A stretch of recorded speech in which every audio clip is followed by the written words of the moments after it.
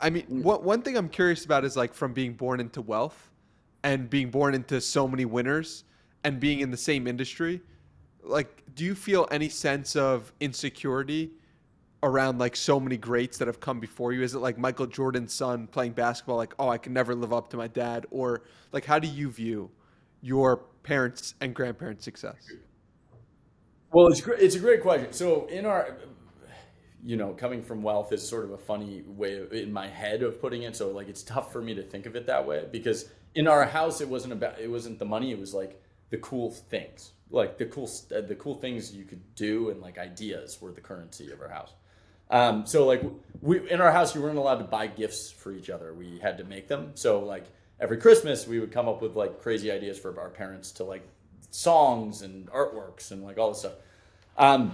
Okay, that's a besides the point thing. How do I? The question is really about how do I feel about follow like my grandfather, my great grandfather, my grandfather, my dad, and then like our generation going into this business. And you, I'll give you the full answer. And I have a lot of thoughts around it.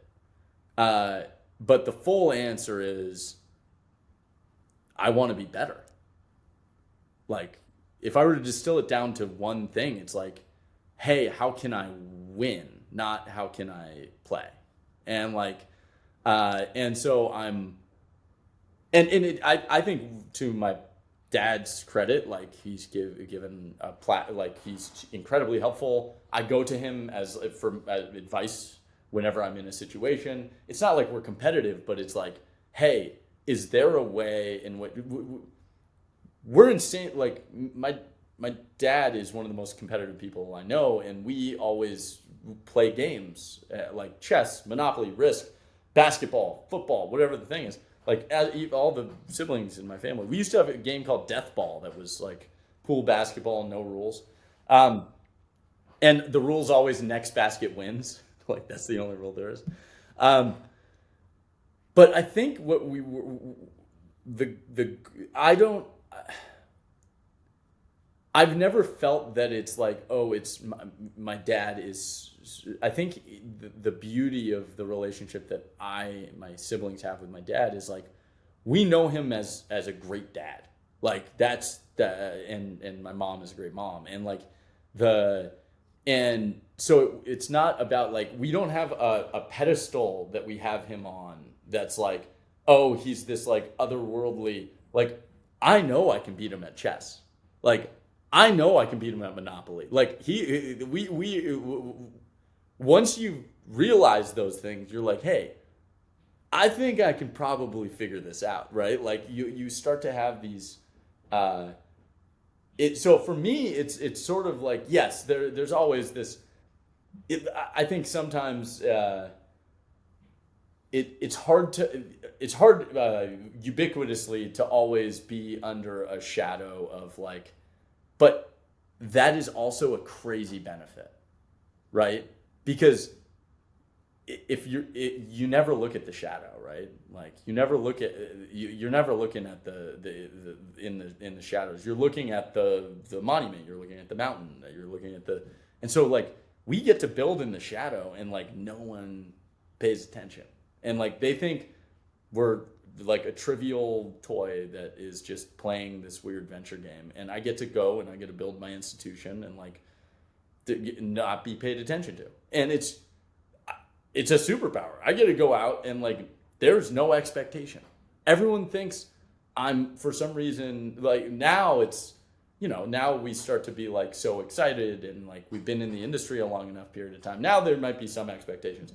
But if you go about it just thinking there's no expectation and I'm just going to run fast like you figure out the benefits and yeah, I'm also going to take all the help I can get. Like my my dad I genuinely will say my dad's the best. Like I think my dad's the most misunderstood person in early stage venture because one, he's the hardest worker I know. Two, he is the best at seed investment of all time, and that's like you can prove it with hits, right?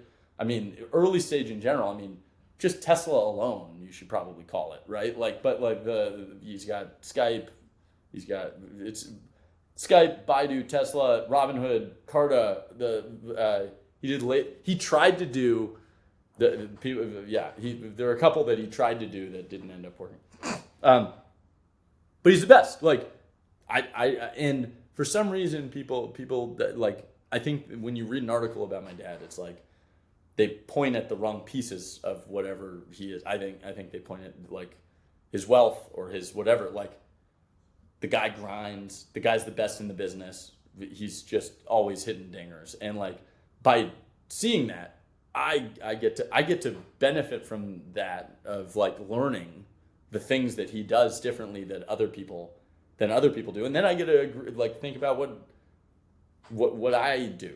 And I think that's also why I self-reflect a lot on, like, I want to make sure I'm learning the right lessons from what I'm doing whenever I can, and fail forward a little bit. And yeah, sorry, that I didn't want this to go all that, but the general question I have a lot of thoughts on, like, and I think a lot of family offices, a lot of like, they look at our family in a funny way, because so the biggest fear of any family is that the next generation doesn't work, right? Like, they don't have the same like hustle.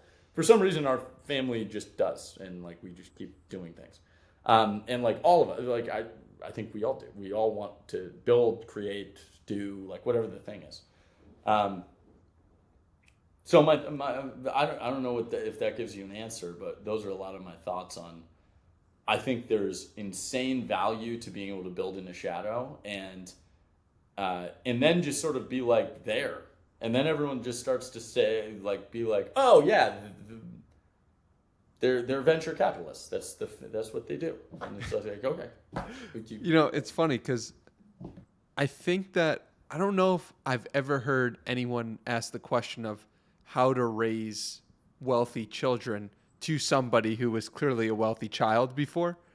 And, you know, like you said, that wealth really wasn't the thing that was valued the most. It was more ideas in the house. And I'm curious, that's probably one thing that contributed to you seeming, I don't know you, but it seems like you're very well adjusted for the way in which you were brought up. But what else do you think contributed to being a functioning and high achieving member of society, even though it could seem that, yeah, the deck was stacked in your favor, but maybe it wasn't? I hate being told I can't do things. And that might have been inherent just in general, but like, my whole life, like, when people said I couldn't do something, I would just work on it until I could do it. And so like, I don't know if that has anything to do with this specifically, but wealth doesn't play a role, I don't think, until like, no one thinks about it, because as a kid, you don't know what money is. Like, money's not really, like, it's not, ideally it's not talked about, or in some households it's talked about as something that people don't have. And then in our household, we just didn't talk about it. Like, it wasn't a thing. Except when we were playing Monopoly or whatever. And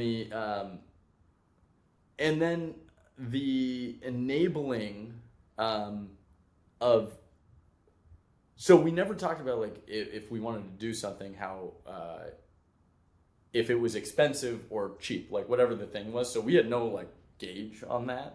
But it was always experiences. We always wanted to do things, and that was sort of like, we would always unlock, like my dad, we would always pay for books and education, and like, those things never had a cost. It was just like whatever we wanted. Comic books were sometimes, but I think genuinely the problem with, I've never thought of myself as a wealthy kid. I think that's what it is. It comes down to like, people would, you don't notice it until late high school, where people start to like look at what their parents and their friends' parents do. And people started to notice, I went to boarding school, so I might have benefited even higher from people not knowing anything. But I didn't even know. Like, people ask me what my dad did. I was like, he helps like small companies. Like, that's my answer, because venture capital is not a thing yet. Like, venture capital is like this new institutionalized industry that does really well and makes huge impact. Then it was, he had just done Hotmail. I think he had just successfully exited Hotmail in my like senior year of high school, or like junior year of high school. So like I wasn't at home, but it was a big deal. Maybe a little earlier than that. I think I also didn't like people having like if I meet, this might have, and I'm being very overly open about this, but I think it's an important thing, and it's an important part of who I am. So I might as well just like be very transparent about it, because I do think about it, and I think this is something that's defined me very heavily. Is people, when they hear that your parent is wealthy, or they hear that but they haven't met you yet, there's this thing that happens where it's like, oh, that's hey, that's Draper's kid, or that's whatever. They have an expectation of what that means, and I think I hated that, the idea that someone knew me before they knew me, and so I converted to the opposite of whatever they would have expected. Like I would have been I think it's a huge reason I am who I am, honestly. Like I wanted to make them think I'm something else and be something else. Like where, hey, you can't think. And so in my head, I was never a wealthy kid. I was borrowing money from all my friends, and I still owe Connor Hosley $80 from high school. I still owe Russell Dykema, I think, more. He bought me a lot of food during that period of time. But I pay my debts, but I just haven't paid those yet. We've been generating interest for a while, and I think I offered to pay Connor Hosley back in Bitcoin at one point, and he said, "I don't want your Bitcoin monies."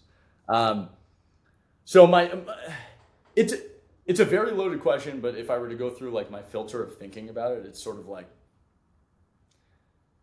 I think the problem is starting your kids thinking that they're special because they're wealthy. When they should, I have kids, and like, you realize that they're special because they are who they are, and your job is sort of to, I think in some ways they survive despite us. But like your job is like to try to unlock the weird of each of your kids, rather than say like you're wealthy, that's special, and you're different than everyone else. Like you say, well, you can pitch a 50-mile-per-hour fastball. That's pretty cool for a 4-year-old. Like that's a pretty cool thing, because that's something you can do that other people can't do. Not because it's something that is. I think people stare at money too much. I don't think it's about money. It's about it is about ideas, and I think that's what the last couple generations has proven. Is like the creator generation. My brother once said this, and it blew my mind, and I think about it all the time. And he probably doesn't even remember saying it. But he said if technology gets good enough, our economy becomes a creative economy where the only value is in novel, interesting ideas. And I think that our family is just brought up to think that way, where we live in a creative economy and we're supporting the creatives to go do the thing, and the creators to go do the thing. So, no, I don't know. I have so many thoughts on it. It's one of these things a lot of people want to ask me about, and they don't ask me, and so it's good that you asked me, but I'm not giving you a very formulated answer. Sorry. It's like random thoughts and pieces. I love it. And if you enjoyed this clip, watch the full episode right over here, and don't forget to subscribe.